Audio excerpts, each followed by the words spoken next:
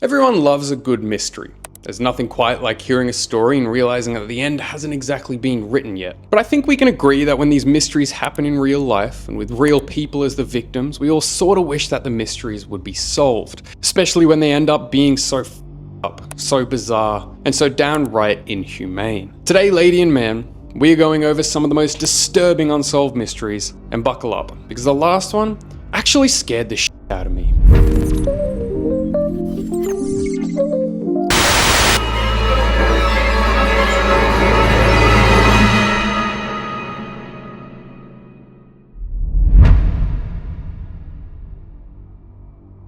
In December 1948, a body was found on Somerton Beach in Adelaide, Australia. The body was a man dressed in a suit with polished shoes and was found leaning against a wall. Police thought the cause of death would be heart failure, or potentially even poisoning, but no traces of poison were found in the autopsy. The man had absolutely no identification on him. The tags were removed from all his clothes, and the fingerprints that the authorities took from the man came up with absolutely nothing. They even put a photo in the local newspapers, and still, no one could identify who this man was. It wasn't until 4 months later that detectives found a hidden pocket sewn inside his pants. And inside this pocket was a rolled up piece of paper from a rare book called the Ruby Lad. The piece of paper had the words written on it, "To Mum Should," which means it has ended.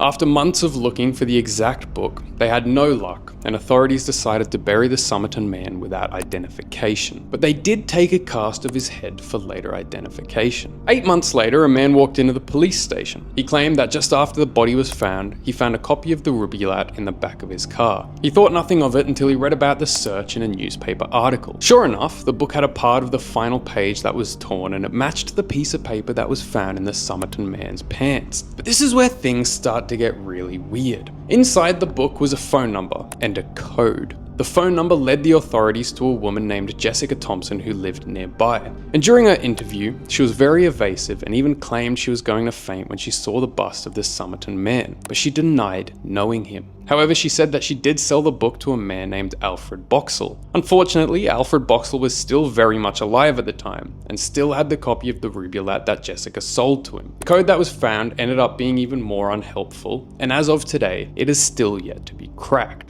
This mystery is actually sort of solved. In 2022, 74 years after the body was found, the body was actually identified as Carl Webb's, a 43-year-old electrical engineer from Melbourne. However, the mystery behind the book and the secret codes is still pretty up in the air. His death ended up being marked as a self-unaliving by authorities, but many people are skeptical, claiming that there's still no evidence behind his actual cause of death, and no one can explain the passage, and no one can explain the codes that were found.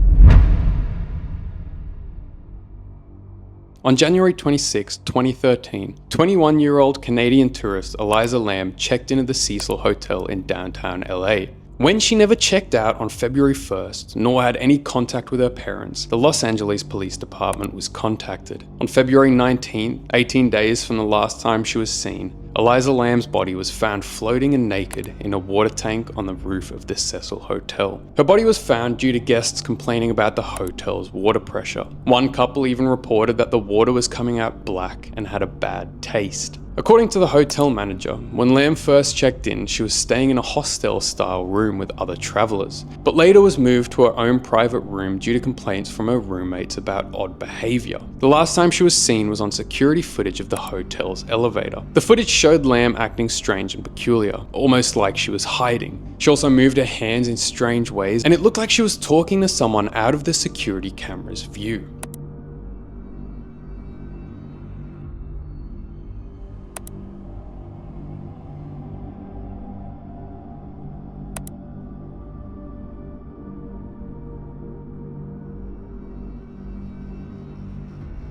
After her body and the surveillance footage were found, it was suggested she was on some sort of hallucinogenic drug. But even then, Lamb took 4 different medications for her bipolar disorder, and toxicology studies reported that there were no traces of any drugs or alcohol that could have been contributed to her death. There was also a theory that she was murdered and died as a result of the drowning, but the autopsy report showed no evidence of trauma. To this day, no one knows how she was able to access the roof or climb into the water tank and shut the 20-pound lid by herself. This next one is pretty recent and actually takes place this year. Recently, rumours started circulating about a series of mysterious deaths linked to specific YouTube viewers. It was told that people who'd watched a certain channel would turn up dead, but it wasn't actually due to murder. Apparently there was something much more supernatural at play. Many labelled it as a digital curse, and allegedly the only way to remove this curse was to subscribe to Marin Yaros.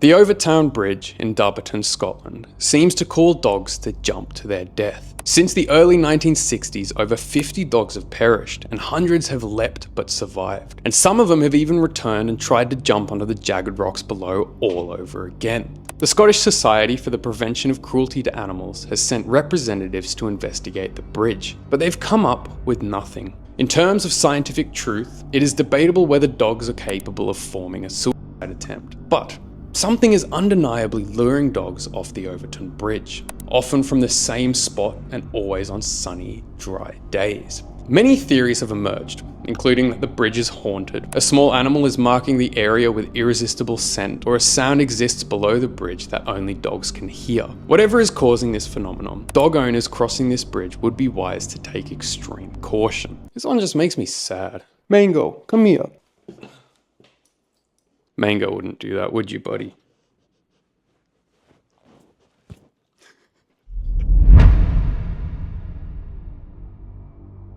On March 22nd, 1977, escrow agent Charles Morgan went missing after leaving his home in Phoenix, Arizona. 3 days later, he finally returned home. His wife, Ruth, reported that he had a plastic handcuff around one ankle and handcuffs around his hands. He pointed to his throat, indicating that he couldn't speak. Eventually, his wife handed him a pen and paper, and he wrote down that there was a hallucinogenic drug in his throat that could destroy his nervous system. Ruth wanted to get in contact with the police or a physician, but Charles told her not to, and said that it would put their family in danger. As Ruth nursed him back to health, he disclosed that he had been working as a secret agent for the past 2 to 3 years for the US Treasury Department. He then claimed his abductors took his Treasury ID and provided no more details. 2 months after his initial appearance, he was reported to be missing again. And after 9 days, Ruth received a phone call from an unidentified woman that said, "Chuck is alright, Ecclesiastes 12, 1-8, and then hung up. 2 days after the strange phone call, on June 18th,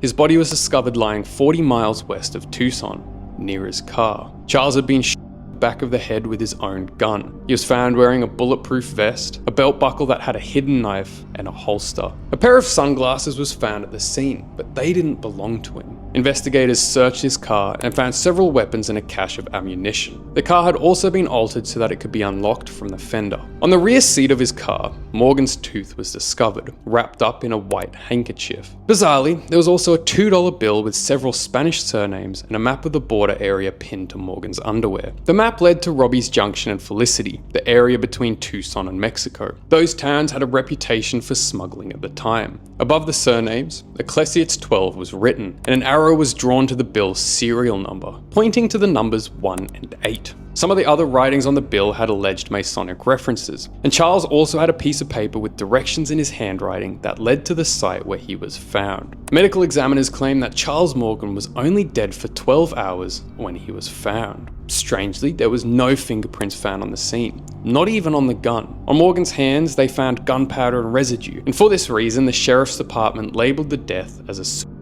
And that seemed to be the end of the Charles C. Morgan case. Ruth Morgan staunchly rejected this theory and holds the belief that he was murdered. I don't know if this will ever be solved. I'd like to know why. I don't think we'll ever find out who killed him.